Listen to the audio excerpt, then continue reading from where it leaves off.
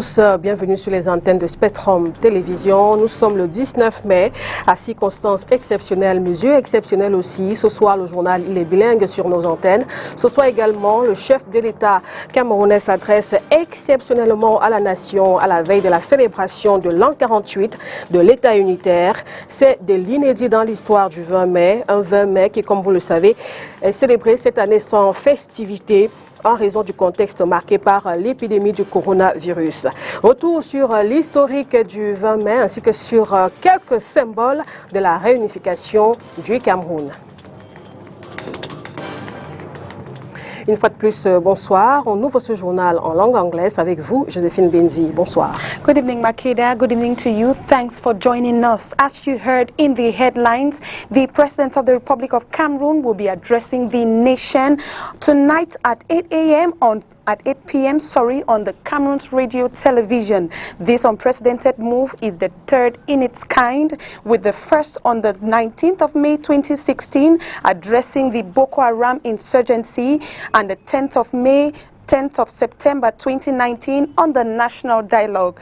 Tonight will be symbolic amidst the ravaging coronavirus pandemic. Stay tuned and watch. We continue this bilingual newscast with you, Makeda, Lydie. Le 20 mai 2020 au Cameroun, la 48e édition va se dérouler, comme je vous le disais tantôt, sans manifestation publique à raison du contexte actuel marqué par des mesures prises par le gouvernement camerounais dans le cadre de la lutte contre la pandémie du coronavirus. Occasion donc saisie par notre rédaction pour convoquer l'histoire de la commémoration de l'avènement de l'État unitaire du Cameroun, et c'est dans ce reportage de René Narcisse Moto. Le besoin de bâtir une nation unie s'impose aux dirigeants de l'État du Cameroun au lendemain des indépendances. Nonobstant quelques velléités et hostilités rencontrées de part et d'autre, bon nombre de Camerounais ne vont pas se garder de manifester leur volonté de s'unir autour des idéaux communs pour la construction d'un État fort et plus dynamique où le bilinguisme pourrait être un ferment inéluctable du développement et du vivre ensemble. Deux facteurs garantissant la paix et la cohésion sociale. Une motivation que nourrira une grande partie du peuple camerounais à opter pour l'État unitaire lors de la consultation du 18 mai 1972. L'histoire nous renseigne que le peuple camerounais, à 99,9%, en acceptant l'État unitaire, posait ainsi les jalons d'un nouveau chemin à une jeune nation dont l'avenir se voulait promoteur. Faudrait-il le rappeler, le référendum du 11 février 1961 est l'une des étapes du processus de l'unification du Cameroun. Après 40 années de séparation, les deux Camerouns, francophones et anglophones, accordent leur violon dans l'optique de s'unir et former par la suite, le 1er octobre 1961, la République unie du Cameroun. Après le référendum du 20 mai 1972, le Cameroun devient un État totalement uni. Ici, la mutation historique s'accompagne d'importantes transformations des symboles du pays. C'est le cas du drapeau dont les deux étoiles jaunes de bande verte symbolisant les deux États fédérés vont fusionner sur la rouge sur une seule et unique étoile qui symbolise l'État unitaire. À son accession au pouvoir le 6 novembre 1982, au lendemain de la démission du président Amadou Ahidjo, le 4 novembre 1982, Paul Biya, en 1984, transforme la République unie du Cameroun en République du Cameroun. Une autre mutation qui vient consolider davantage les acquis historiques. Démonstration en est d'ailleurs faite à l'occasion de la grande fête nationale le 20 mai. Sauf que, pour cette 48e édition, la commémoration de l'avènement de l'État unitaire va se dérouler sans manifestation publique en raison de la lutte contre le coronavirus. Still talking about the peculiarity of this National Day celebration, the 20th May celebration in the field would not be a possibility this year as a result of the ravaging coronavirus, which will deprive Cameroonians from some spectacular moves. John Paul Sama has details. The military parade, which is one of the major attractions at the 20th May celebrations, will not be observed this year. The barrier measures put in place by the government has ensured the gathering of not more than 50 persons, consequently putting on ice the parade which most people loved as the country displayed her military prowess in lines marching past administrative authorities and onlookers. This May 20th will also be put on hold as this day used to serve as a platform for some deserving Cameroonians to be recognized by the state. The well-polished black shoes and sparkling clean uniforms will remain in the closet this year till further notice, and those who used to enjoy filling up their pockets selling on the sidelines will have to look for other alternatives. In essence, the pomp and fanfare that accompanies the celebration of the Day of National Unity is observing barrier measures this year. Cameroon's defense forces have portrayed music as a valuable asset in raising awareness to fight against the COVID-19 pandemic via a music competition. The winner, Marcel Becker, was declared yesterday by Minister of Defense Joseph Betty Asomo. Let's have details with Violet Senkom. Music, as advised, is a major therapy to overcome psychological trauma that comes with the dreaded corona pandemic, as the Ministry of Defense in this like has used music competition to promote awareness of the virus across the country. During the prize award ceremony chaired by the Minister of Defense, Joseph Betty Asomo, where he declared Marshal Becker, a chief surgeon, as winner of the music competition amongst 39 contestants, all from the military. 31 décembre 2019, la Chine annonça la présence sur son sol d'un virus redoutable.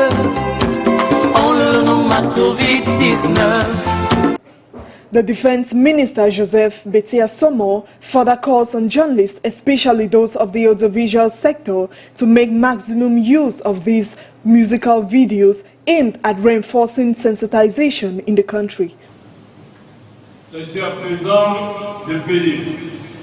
Let us together broadcast these musical videos on social media to promote awareness of the virus in the country, especially audiovisual journalists, so as to attain our goal nationally and internationally. He reiterated that the military shouldn't relent efforts to ensure territorial integrity of Cameroon and keep fighting against the common enemy, COVID-19. And let's now talk about living together and togetherness. Cameroon will be observing its 48th National Day tomorrow, May 20, in an event void of celebrations. Nonetheless, the notion of living together in diversity in Cameroon has not been a bed of roses, as national unity has been marked by threats. Emmanuel Kendisi with more. The 1st of October 1961 witnessed the birth of the Federal Republic of Cameroon. This was a result of the reunification of the British and French Cameroons, which had undergone different political and linguistic differences after World War I. On July 1961, the Fumban Conference was a landmark event where the Federal Constitution was negotiated, and by the time of the deliberations, the Southern Cameroon was still to achieve its independence by joining the Sovereign Republic of Cameroon.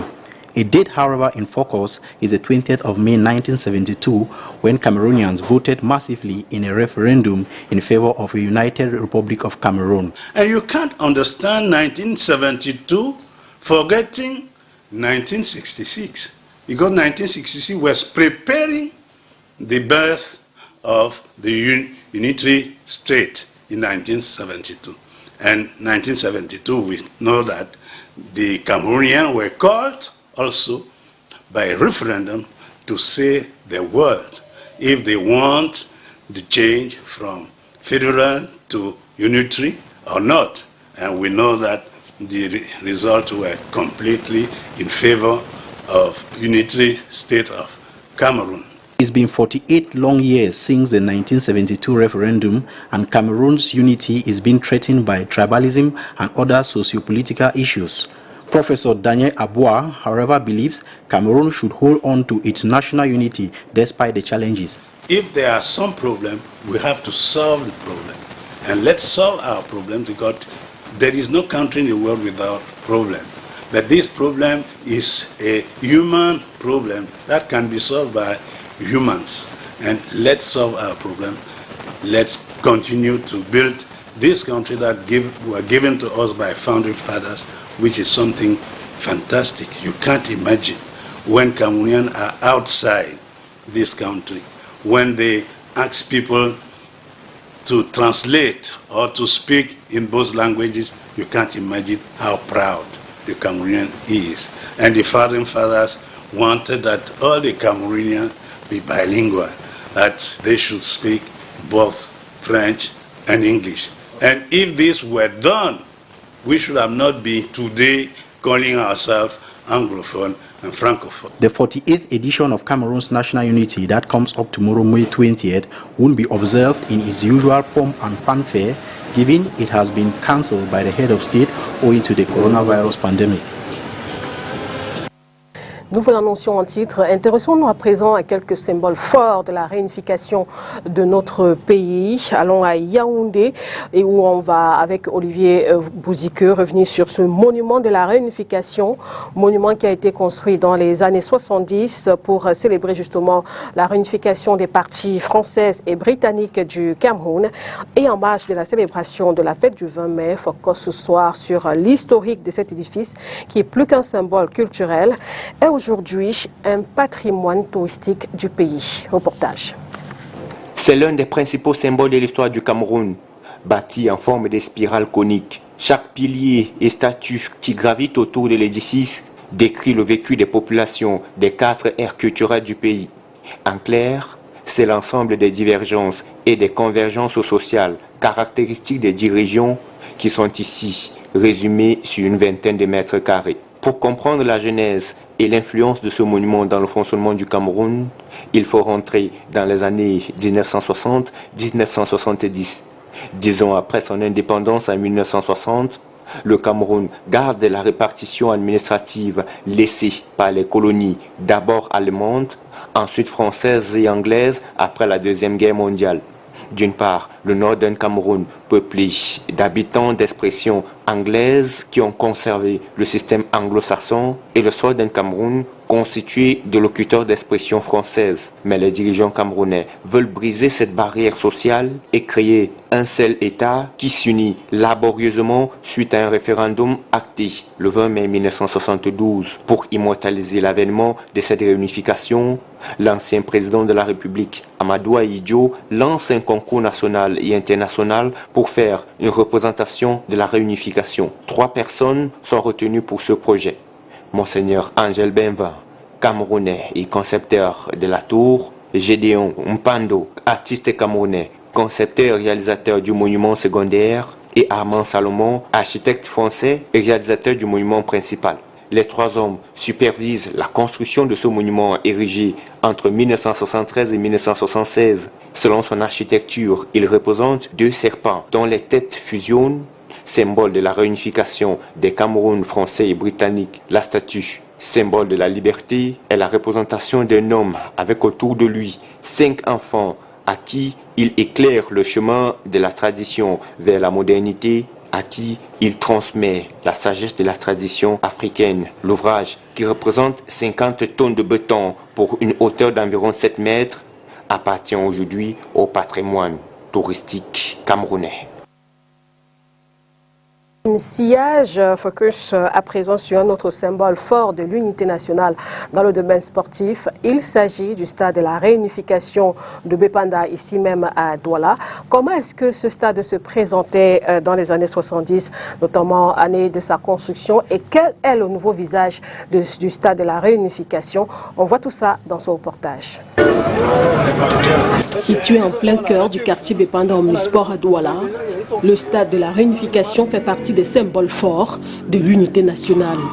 Ce stade a été spécialement construit dès 1970 par l'entreprise française Atop Architectes dans le cadre de l'organisation de la 8e Coupe d'Afrique des Nations de football par le Cameroun.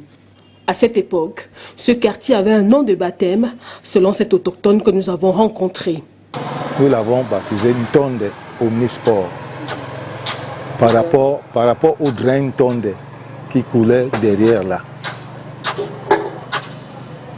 Et je vous ai dit que moi, je me lavais là. Je me lavais là. Je jouais ici, on finit de jouer, on se lave là. Ça, c'est les histoires de 1961, 60-62. Je vous ai rappelé qu'en 62, quand je passais le concours d'entrée en 6e au lycée technique de Douala, mon ami est venu me trouver ici pour me dire que on a passé le concours en 62. Donc ce n'est pas les affaires d'aujourd'hui, nous sommes là depuis.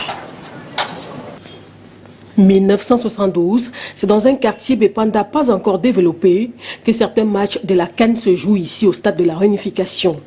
Le stade Omnisport, lui, il a été construit et il y a eu les matchs en 72. Seulement le quartier était resté comme ça. Sans eau, sans éclairage, je peux vous dire que c'est moi, pour la lumière qui était là, qui fait mettre la lumière, et l'eau. Et tout le monde, nous avons travaillé dans le quartier pour essayer de mettre le quartier. Et même la route là, il y avait le goudron en 72, c'était défectueux. Malgré cela, nombreux sont ceux qui ont toujours été présents dans les gradins de ce stade, même si au fil du temps, celui-ci s'est dégradé. Oui, je suis venu plusieurs fois quand le stade était très délabré, les souris partout, les herbes partout, les portails gâtés, tout et tout. L'air de jeu même trop détruit. La tribune était complètement détruite et la cabine de sonorisation détruite, gâtée même. C'était même plus à parler. Et les écrans, tout était gâté, même les panneaux, tout, rien n'y donnait. Cet ancien footballeur n'a pas oublié l'état de délabrement du stade de la Réunification de Bipanda, bien avant sa rénovation. Quand il venait au stade voir le match, à la tribune, parfois il y avait les chaises. Après, les chaises ont commencé à disparaître un peu. Et après, on ne voyait plus les chaises. Bon, il y avait des enfants qui venaient vendre souvent les cartons à 50-50. Parfois, tu amenais ton carton quand tu entrais à la tribune pour t'asseoir là pour voir le match, pour ne pas salir tes habits.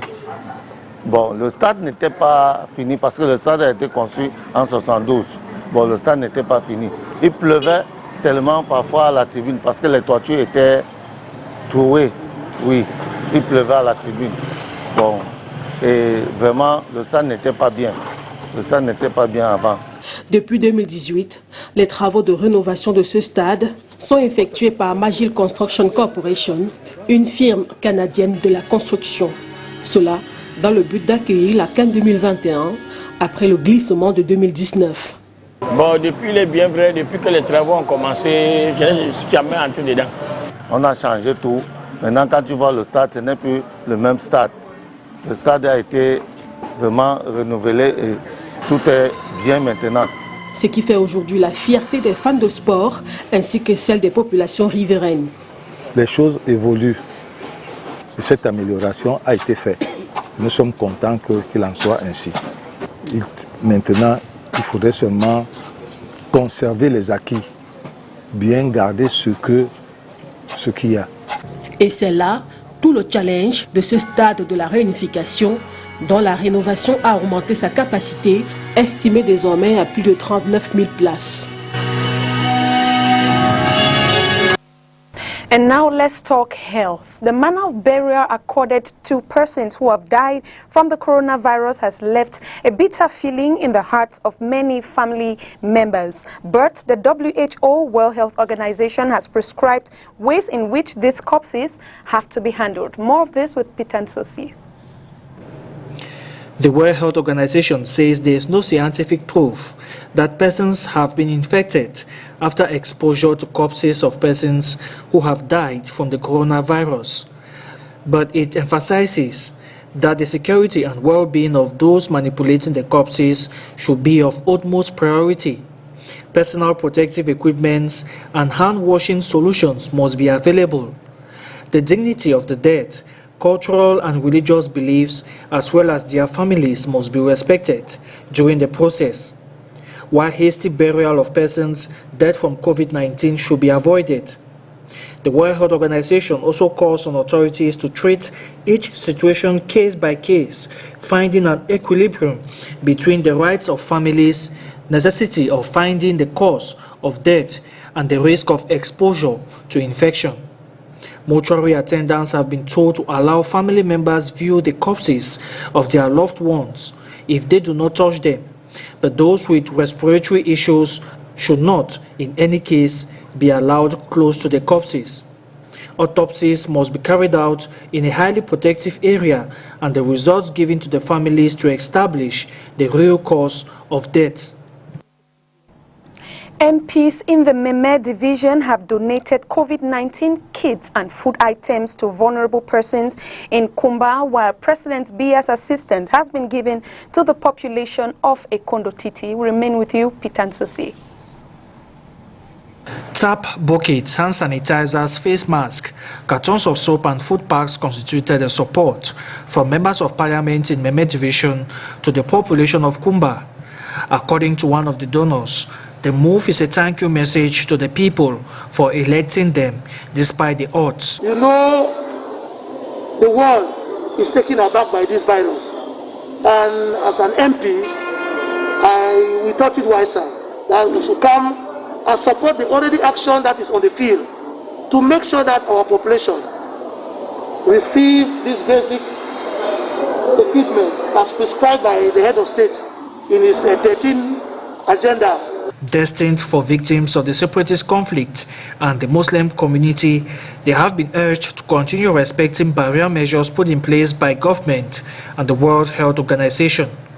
In neighboring Jan division, it was the sub-divisional officer for Ekondotiti, accompanied by the mayor, who shared President Paul Biya's assistance to 31 villages.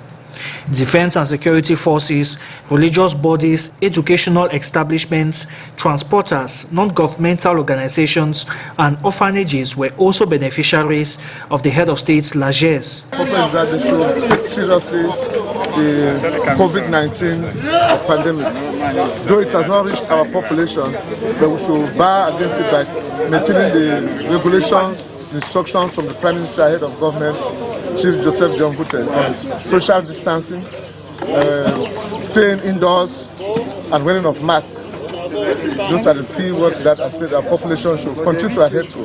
While thanking government for the support, the population has pledged to respect restrictive mechanisms outlined by the state in order to keep the pandemic at bay from the subdivision.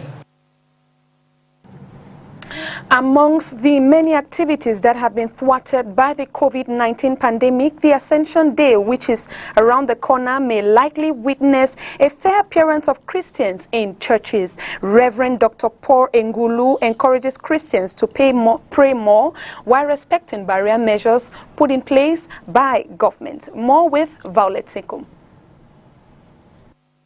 During this period when Christians gear up to commemorate the ascension of Jesus Christ into heaven on May 21st, which has been greatly affected due to the measures taken to combat COVID-19, particularly in sectors of gathering not more than 50 persons, social distancing, and wearing of face masks. The parish priest of Mvogada, Reverend Dr. Paul Engulu Song, enlightens us on how the coming Ascension Day on Thursday is going to be observed. At a spiritual level, since we have a problem of gathering many people, what we are doing is just we are inviting people to pray. The parish life is not just about the church itself, but at home. So what you cannot do in the church, you can do it at home. So we are inviting parishioners to stay, but to continue with the prayers. So those are the various aspects. This year is very difficult year, but I think we are doing our best to keep the faith alive. We are so lucky here in Mvogada, we have space, so we are planning to use the three spaces we have, the church, the main church up there. We have also the grotto and the Betenes Hall. All those places will be used if we have many people. So the pastoral team is made of 4 priests, so we are trying to see how we can accommodate. He further encourages his parishioners amidst this corona health crisis to keep the faith. We are inviting them to not lose hope Because time I've tough at the beginning when the church were closed, people were very desperate. But now the church are open, but we are respecting the measures. The Ascension Day is officially celebrated on Thursday on the 40th day, or 39 days after Easter, which also reminds Christians it's a time for reflection and consecration. And that was all we put tonight on tonight's edition of the news. Stay tuned to the Head of State speech at 8 p.m. Good night to you, Makeda. Merci Josephine Bindze. N'oubliez donc pas la communication spéciale du chef de l'État.